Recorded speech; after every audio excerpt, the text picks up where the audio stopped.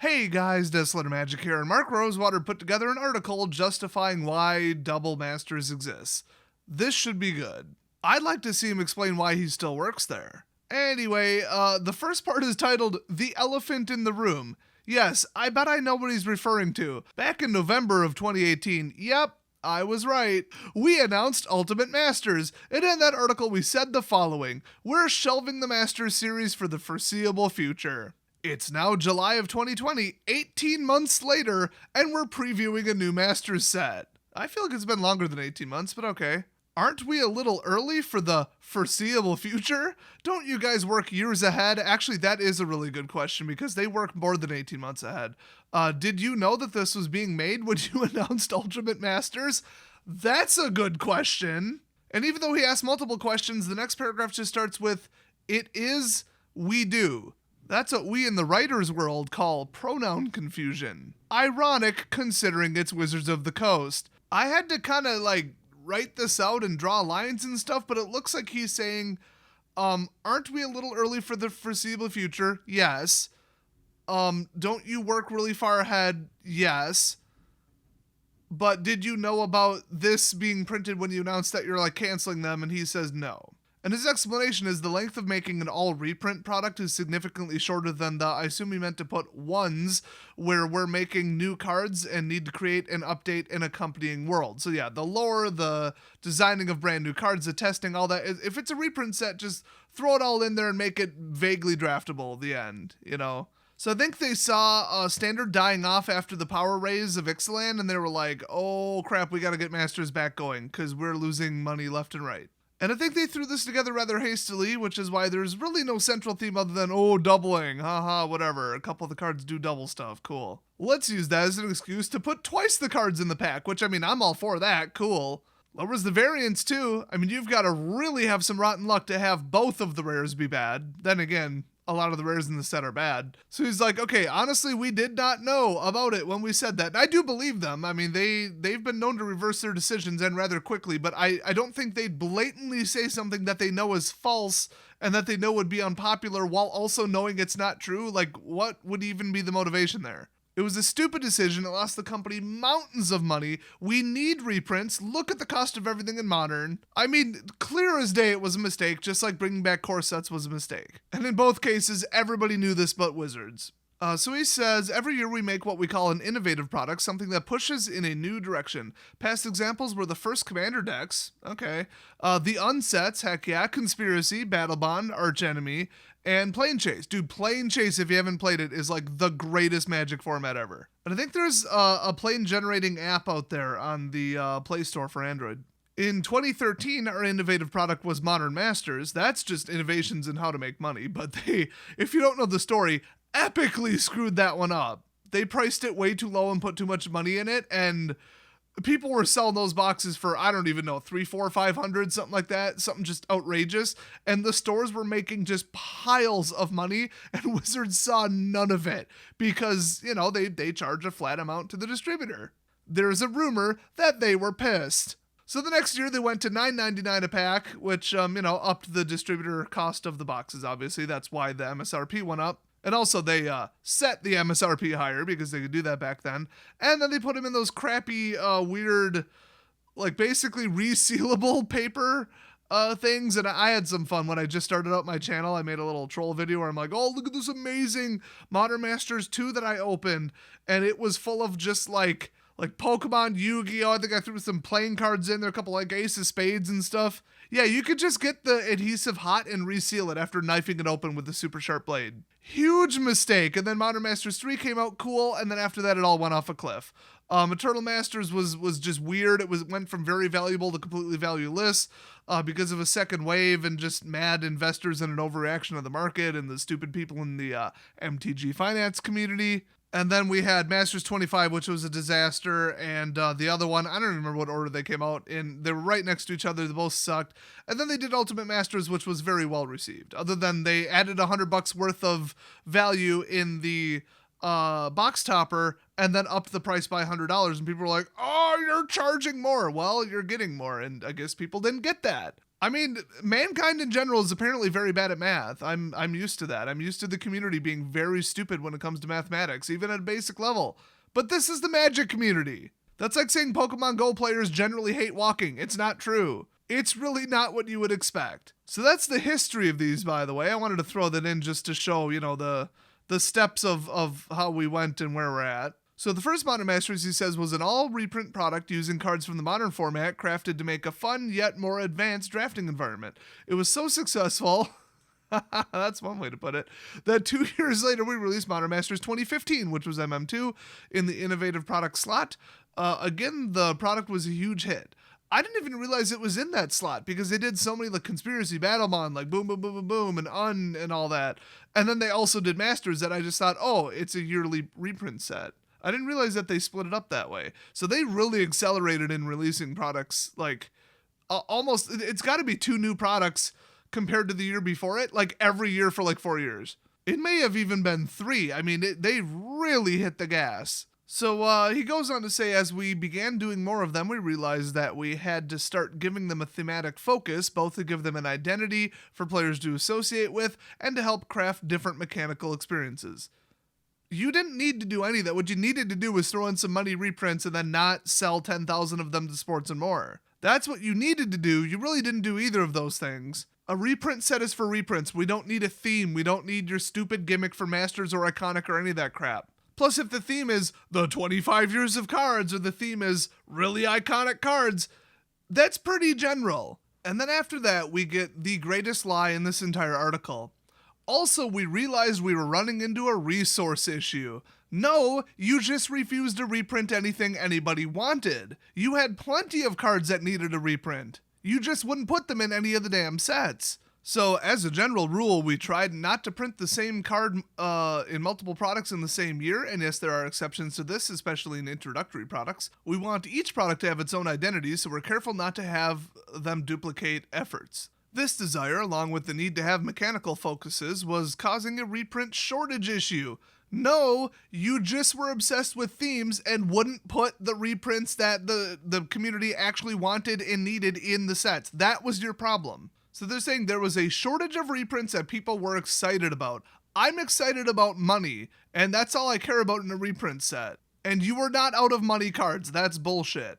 So anyway, while Magic has made a lot of cards over the years, what players want is more focused on the cards that see play in various formats. It was a resource we were using at too fast a pace for the output with which we were trying to keep up. No, there were still $50 to $100 cards. You just refused to put them in any of the master sets. Then you stopped doing reprints entirely for 18 months and everything went to shitville. Now fetch lands are $100 because you refuse to put fetch lands in anything. Throw 5 to 10 much needed lands in every single Masters every single year and then bullshit the rest with a bunch of filler jank and you will have bare minimum an okay product. I guarantee it. Lands are the most universally needed, wanted, demanded, and high price, out of control supply issue card in existence. So then he goes on to say the audience was showing fatigue. No, we weren't sick of them. We just thought the last 2 before Ultimate Masters were complete garbage because they were, and because your distribution model was crap. You gave them to unreliable businesses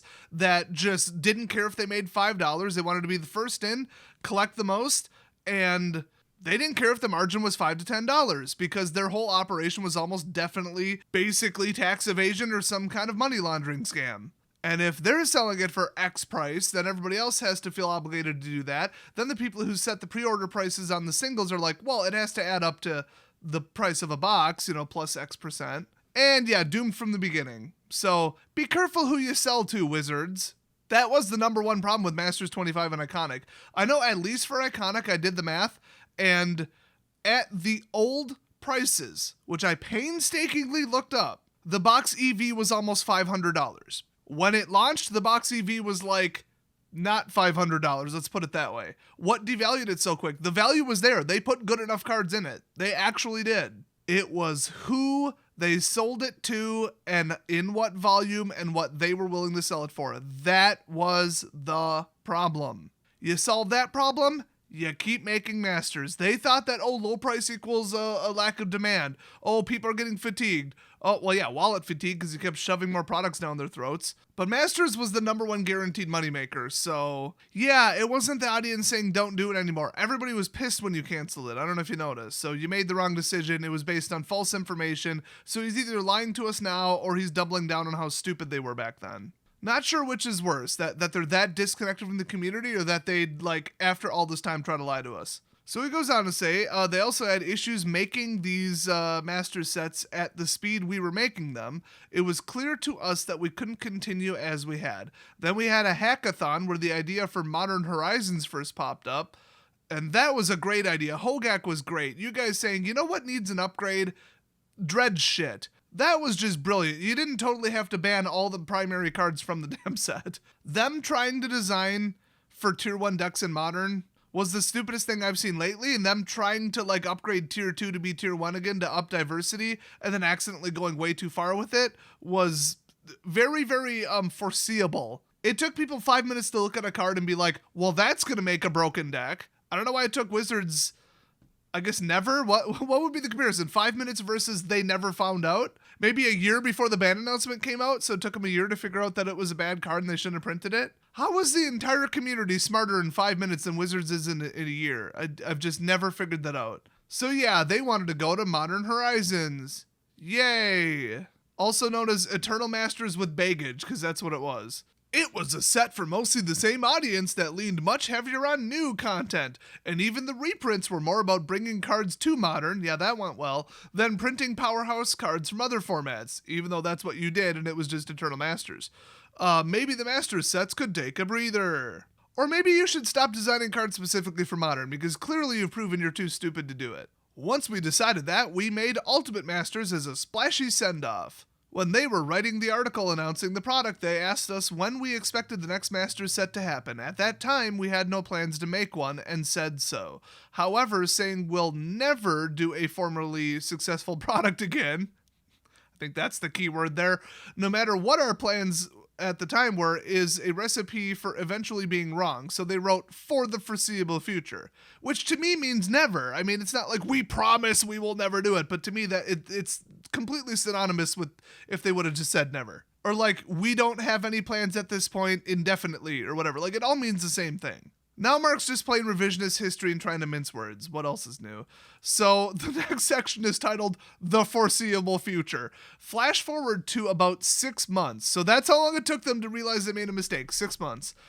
I don't want to get too in the weeds, but we have a product schedule that is subject to change for a variety of reasons. At one point, Commander Legends was supposed to come out where Double Masters is being released. That's true. That is not the first time they move things around. In fact, Eldraine was supposed to be 2 years in the future from right now. So then he says, for reasons that I don't even know, that's concerning, Commander Legends needed to be moved from August to later in the year. And you don't even know why.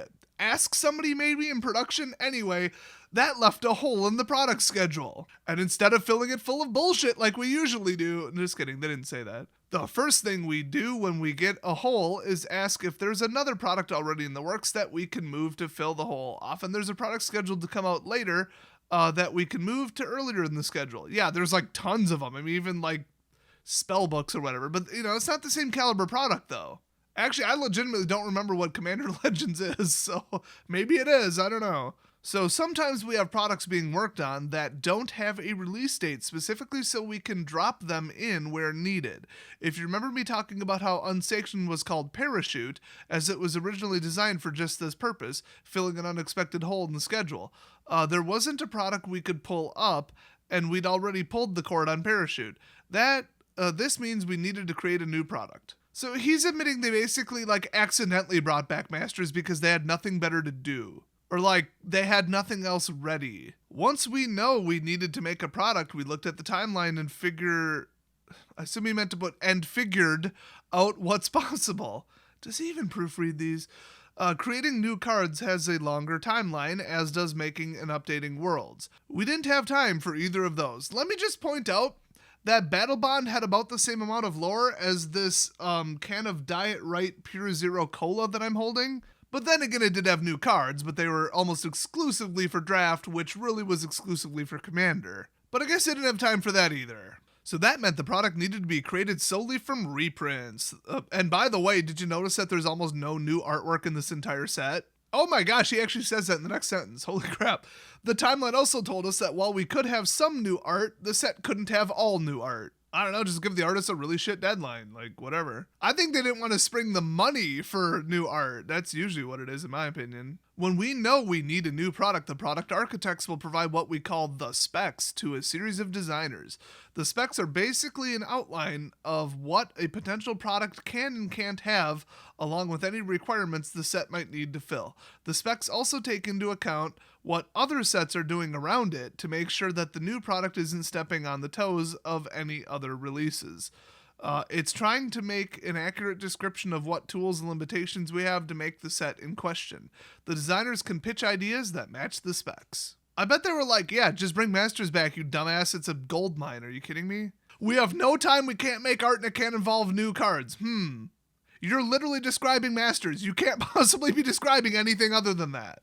Brian Howley, who would go on to be the lead designer of Double Masters because of the timeline, the set had a single lead rather than a distinct vision design lead, and then a set design lead, pitched an idea he called Cornucopia. It was a mega booster, something much bigger than a normal booster that came with 4 rares/mythic rares. Upper management liked the idea, but decided we could scale back a bit. Well, yeah, you know what you have to charge for that? Instead of 4 rares or mythic rares, how about 2? Management went all Pawn Stars on him, and the best I could do is 2. He also reminds us that there's production issues with that. Like, if you have an abnormal booster size, that's like a whole thing. This next paragraph really pisses me off.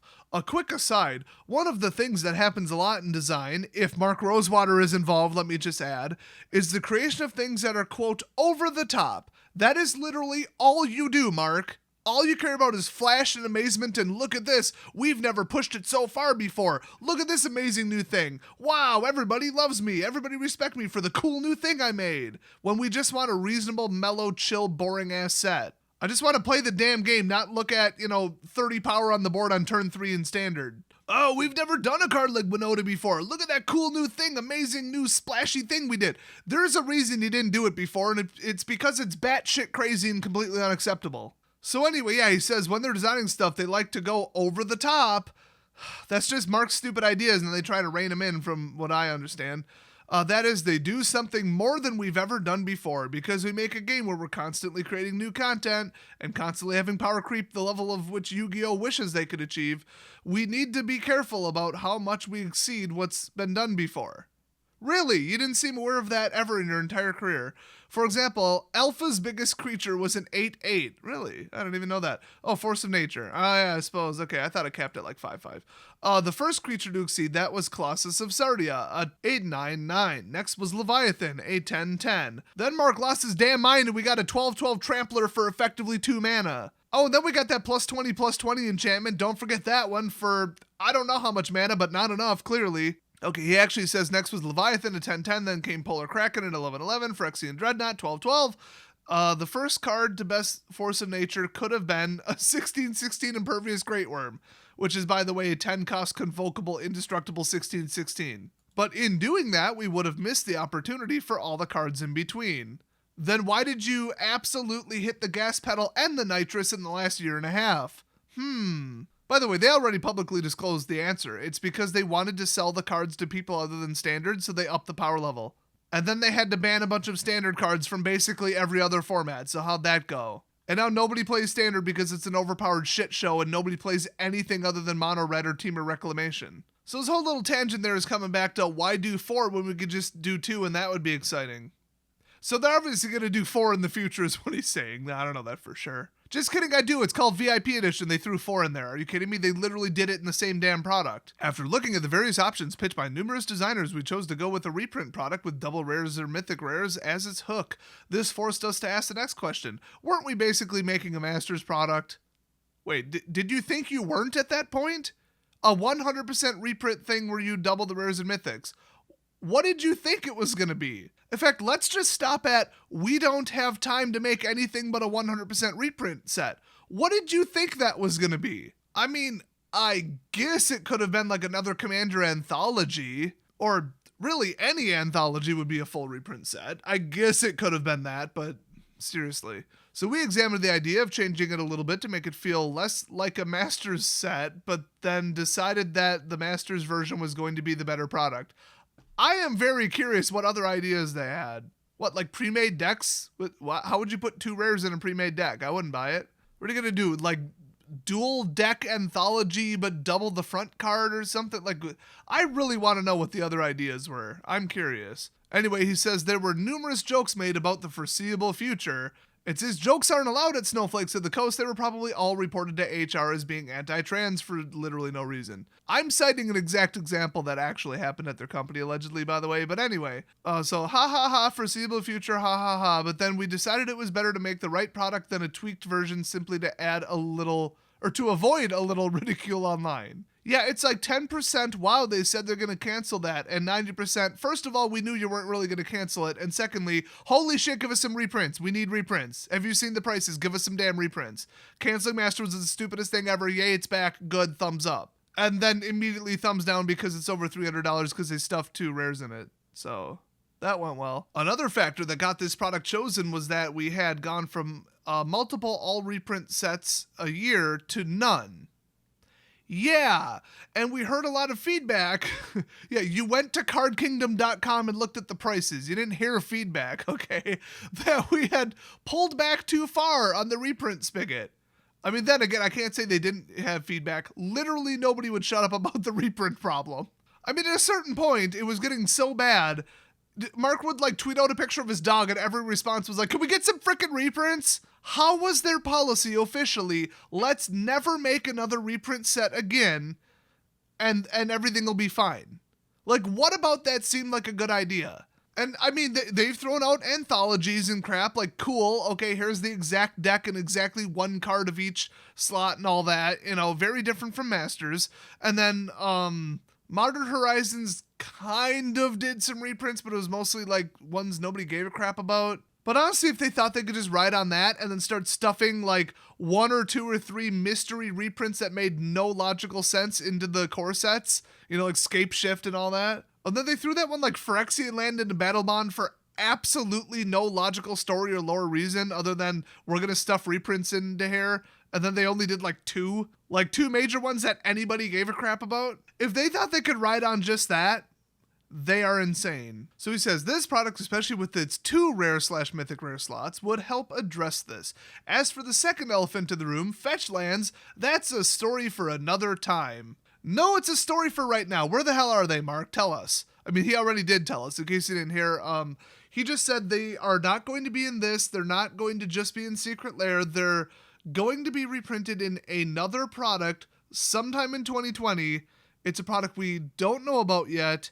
And it's not standard, or I guess at the very least, it's not Zendikar Rising, which is the only one that's going to come out this year, right? I think he might have even clarified not standard at all. Because you cannot put fetch lands in standard. That doesn't work. The decks get too expensive, the mana base is insane, and now that the cards are upwards of $80 to $100, it would really not work. Except on Arena. So it's going to be in some weird-ass product we haven't heard of yet. So we'll probably hear about it in the next month or 2, though. So the rest is just the process of designing it. I mean, it's not as interesting as the beginning part. But there is one very interesting thing that you guys who are as into like math and probability and value calculations as I am are going to find this interesting. He says, normally in a large set, there are 100 and sometimes 101 commons. Double Masters, because of the loss of a common slot, because they had to put another rare in, remember that, drops down to 91 commons. So they're just printing the commons less. They're printing less individual choices of commons, which is a very unusual, unexpected way of them dealing with it. Uncommons stayed the same at 80, and the number for rares and mythic rares had to change because we didn't want any one individual rare or mythic rare showing up at a higher frequency than normal. Oh wow, in order to accomplish this, we ended up slightly more than doubling the rares and mythic rares. Rare is usually 53, it goes up to 121. Mythic rare is normally 15, and in this one it goes up to 40. That changes everything. I think I've even made assumptions that, well, of course they're not going to do that. They're just going to print double the sheets and double stack it. You know, and they're going to do the same number of choices. Why would they not? I've even made conclusions about the product in past videos that are now wrong. So 40 individual mythics and 121 rares, which is more than double 53. It's a lot more than double 53. So what that tells me is actually they're gearing up for this to be an insane sold item. Like the sales on this and the print volume are going to be just completely bonkers. That would explain why there's 121 unique rares. So, you know, cut that in half, it's still higher, a lot higher percentage-wise than a normal set, which means that they're spread thinner, which means that less of each individual reprint are going out, which means that it's going to fall in value less quickly. That is huge. All of this tweaking in the probability enables them to print a double rare set for just a little bit more money while also stretching it out further by not overprinting everything to death. Or just outright charging double for the packs, which would be very, very frowned upon. It would be what, like $4.80 a box or something? So it goes on to warn us that draft is basically going to be complete shit. It's just going to be an absolute bombathon. He claims they fixed it. I claim that that's impossible. So I think that they're prioritizing money reprints instead of a draft environment. So I wouldn't really look forward to drafting this at all. Plus, how are you going to draft it? You're going to be sending a value card to the right or the left a huge portion of the time. I have a hard enough time when the one rare or mythic in the pack is a big money card that's like higher than the prize of the draft tournament, and I want to grab it even though it's not on color, and then, oh, I might lose the tournament. Do you prioritize play, or do you prioritize rewards? Now where do you go if they're both worth money? So yeah, I think this is going to be one of the worst drafting sets ever, and M21's really kind of holding that title up right now. But yeah, should be interesting, but he goes on and on and on, makes 3 major points about how they fix draft and how it'll totally work. No. One more interesting revelation is now instead of saying Timmy's, you have to say Timmy's and Tammy's because that's more gender inclusive. I'm not kidding. They threw that in one of the paragraphs. My viewership on my channel is 97.7% male and 2.3% people who are accidentally logged in on their mom's account. So you can gender include these nuts, wizards. Now there's one more thing that honestly I am still not clear on. He says that there's going to be a box topper to this in the actual booster box. And then he says that it's going to be 40 cards, 39 of which have new art. None of them are foil, and they're all borderless.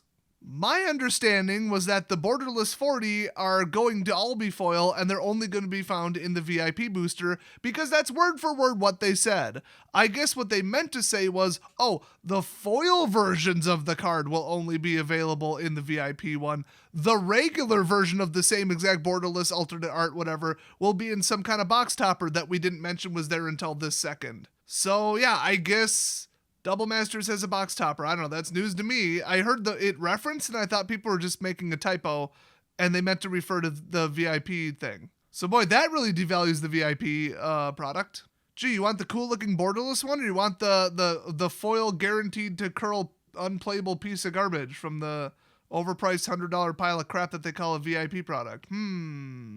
Oh, and then at the end he says, I'm eager for any feedback about this column or the Double Master set. You can email me or contact me through social media. Let me just add, if he hasn't blocked you. And also, he does not respond at all, or if he does, not very well, to any kind of feedback that's vaguely negative or questioning or anything about anything he does or writes or decides ever. So he's really just lying. He's just putting in there, that line because it sounds nice. So that is the very interesting full story behind why they brought back Double Masters. I found this article probably one of the most interesting I've ever read because I really wanted to know this, and he really explained it, the whole process, the chronology, everything. So that's cool. I mean, not a lot to hate in here other than the same, typical, we're not going to mention this, and we're going to lie to you about this, and we're going to misrepresent our motivations for this, and really it's all just about money, but we'll never admit it. Typical crap. But other than that, I found the article very worth reading. You can go check it out. It's called Double Deal. It's over on Daily MTG, obviously. And I really hope Mark never is allowed to touch another standard product as long as he lives or design another card. Or they could just fire him. So thanks for watching, and I'll see you guys next video.